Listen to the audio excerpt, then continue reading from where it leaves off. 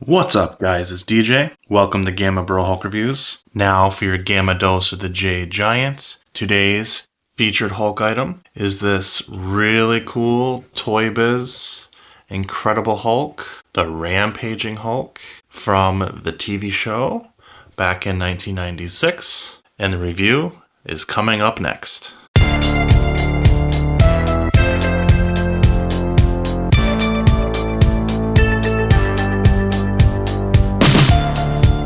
Thanks for joining me today, guys. So this figure is from the 1996 Incredible Hulk TV show. This TV show lasted 2 seasons. It's pretty popular. It was in the wake of the X-Men animated series, Spider-Man, and Iron Man, Fantastic Four. There are a lot of really cool animated TV shows, classic ones in the early 90s. And Hulk had his own TV show. If you haven't seen it, I definitely recommend watching it. It's a fun show, awesome intro to the episodes, and pretty fun overall. I definitely highly recommend it. Now, with regards to the series, it is a pretty big series. It basically entails probably 15 to 20 figures.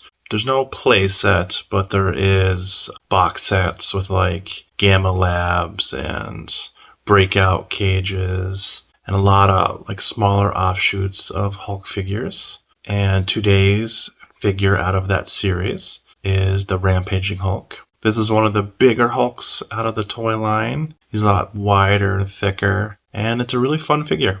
So I'll show you what it looks like right now. So we will start with the packaging. So here is the UPN Kids logo. This is the channel that I used to watch as a child when the Hulk TV show was airing. Here's a really cool Hulk image with the Incredible Hulk logo from the show. I love the Marvel comics and the comic Hulk there to resemble a comic. I think it's really cool. I always love early 90s figures in general because they're usually super bright. So you got the bright pink and the yellows and the bright greens. And then we'll quickly go into the figure. So here is the Rampaging Hulk collapsing brick wall logo. I like how it's like shaped as a wall. And then here's the so-called brick wall, which looks more like concrete because they didn't take the time to make it copper or even resemble bricks, but it's a wall. We'll go with that. Here's a general overview of what the figure looks like. We will now jump into the back here. So what's really fun about this particular figure, it resembles the early Toy Biz 1990 Incredible Hulk figure.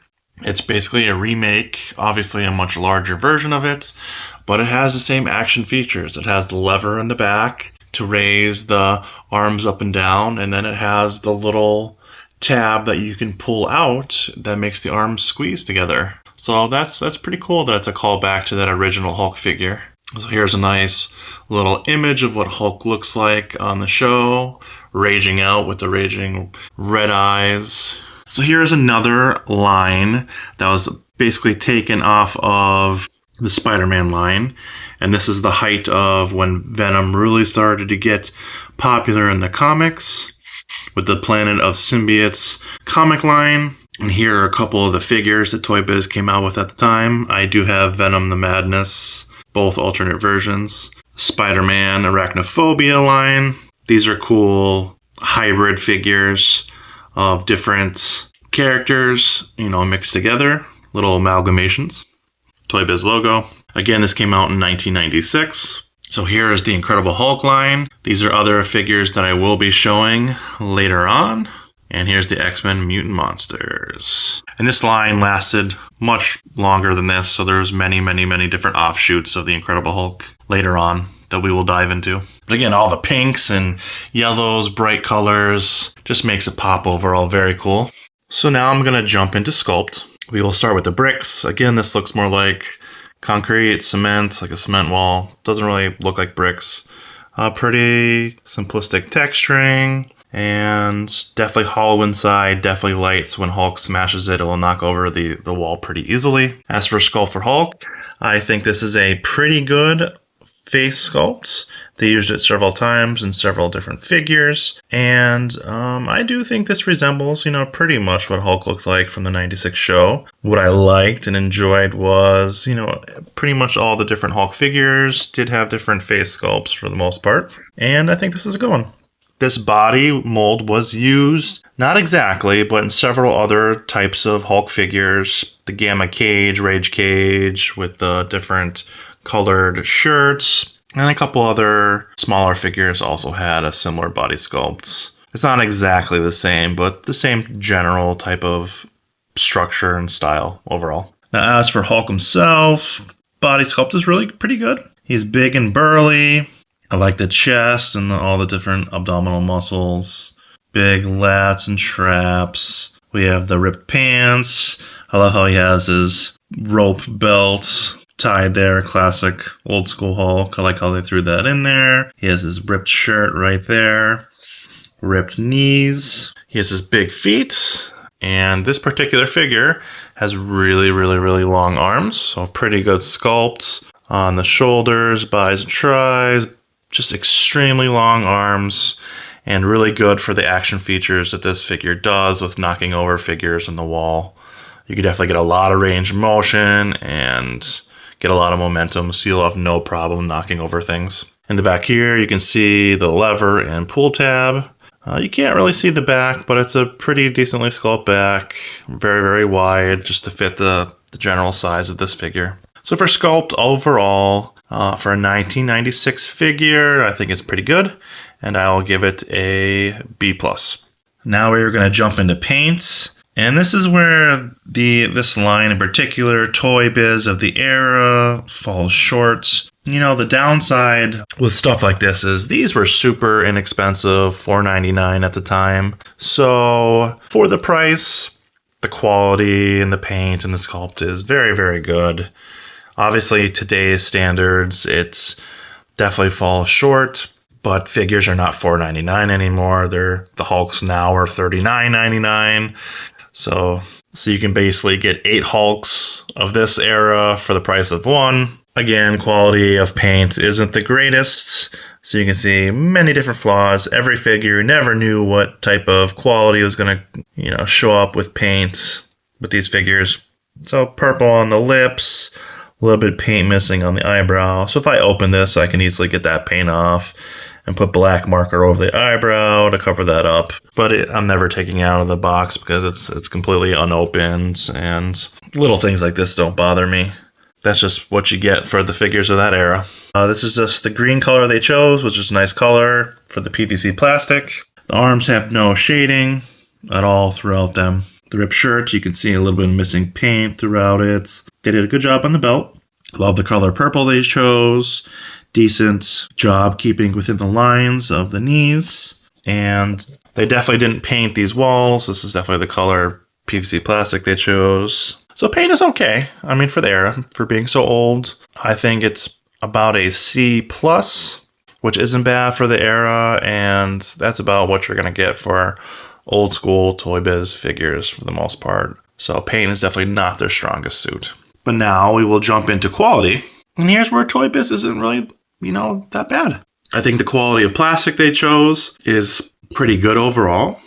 I have a lot of figures of this era opened, and a lot of them still are pretty durable.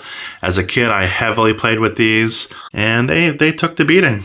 I mean, that Toy Biz really doesn't have a problem with that. As for paint, scratches and stuff, once you get them in hand, they really don't, chip, or the paint doesn't really come off all that easily. So in regards to that, I don't think it's bad at all. And the action features and stuff are probably pretty good on this. And if it's anything like the 90 Toy Biz Hulk I have, that still works perfectly. I think this is probably very, very similar. So quality is really, really good overall. So quality, I will give a B for these type of figures. I think it's right down the middle. It's not fantastic. It's not terrible. It's generally average, and $4.99, again, that's really not bad at all. So now we get into articulation. The head, you can probably move until you get to the traps in the back from each side. There's no head swivel up and down, no ab crunch, no waist swivel, no knee articulation, no ankle articulation. You can definitely just move the legs forward and back just a little bit. Pretty average for the era of figures, and with the 5 points of articulation, that was pretty normal for this time. The action features with it, The arms can go up and slam down, and the arms can go forward and squeeze. So I think that's really cool. For 5 points for articulation, the articulation is going to be a C.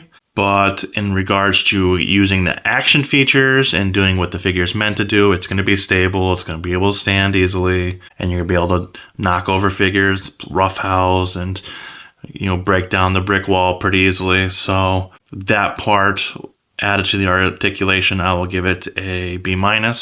So we're looking at probably like a C+ overall if you add in the mix of the 5 points of articulation and the action features. Well, now we're going to be going into, does it have the wow factor? Figures like this with these really cool old school 90s box art.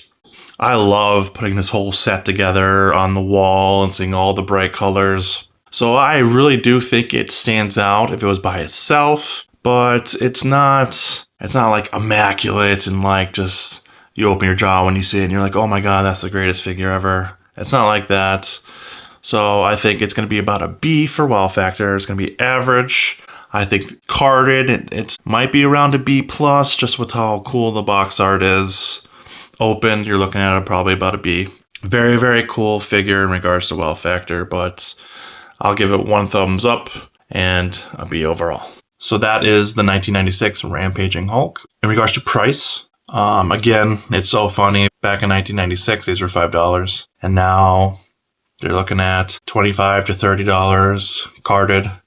Opened, probably around the same price, maybe $15, $20 if it comes with the wall. But between carded and uncarded, it's almost going to be generally the same with these type of figures. Anytime the price is within almost the same amount, always try to find an unopened version. So even if you want to open it yourself, you could do that, and you'll be the only person to ever play with it, instead of risking buying a used figure that's heavily used and loose and going through all that ordeal. If you don't ever plan to open it, the card's amazing, stands out, very, very cool. $25 to $30 is probably where this figure lands overall. Don't pay any more than that.